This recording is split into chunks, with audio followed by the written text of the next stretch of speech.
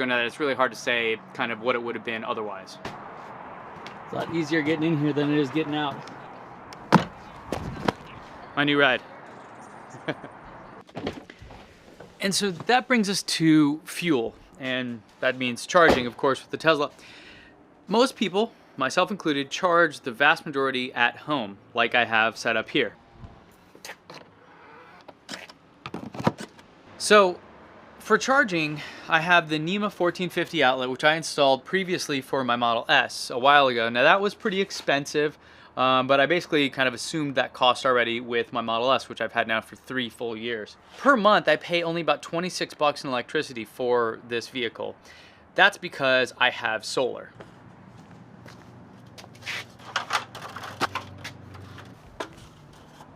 So I've got 16 panels up here. They generate about 5 kilowatts at peak sunlight, which we get a lot of in San Diego. And so that covers all my electricity needs, including the Model S and Model 3. So calculating it out, how much I drive, et cetera, comes out to be about 26 bucks a month. And so that is extremely cheap.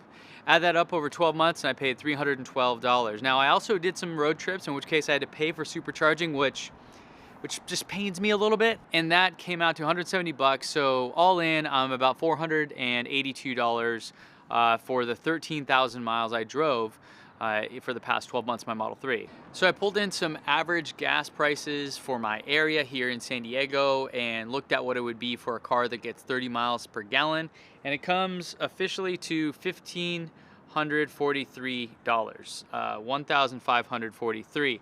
And that's probably not that bad, honestly, for most people. But that's 68% more than what I paid for my Model 3.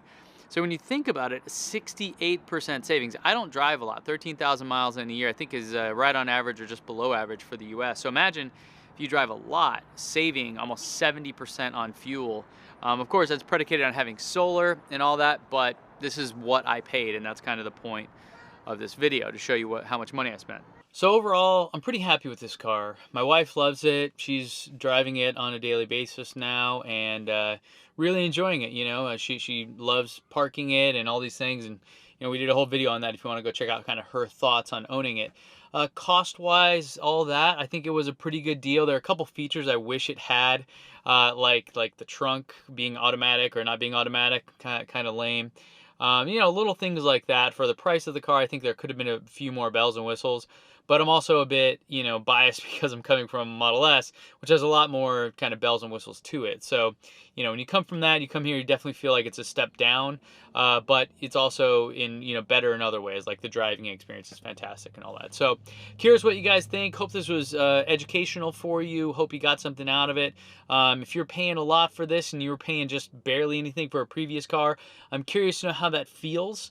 I know when you have these big kind of monthly expenses, for me personally puts like a weight on me, and that's why I ended up paying it off, because I had the resources to do that, and I just like having that I don't like having a lot of debt, so I liked having that weight kind of lifted off me. So let me know what you guys think. I'm curious, and so I'll chat with you there in the comments pretty soon. And until then, don't forget, when you free the data, your mind will follow. See you back here in the next one. Gas prices here in San Diego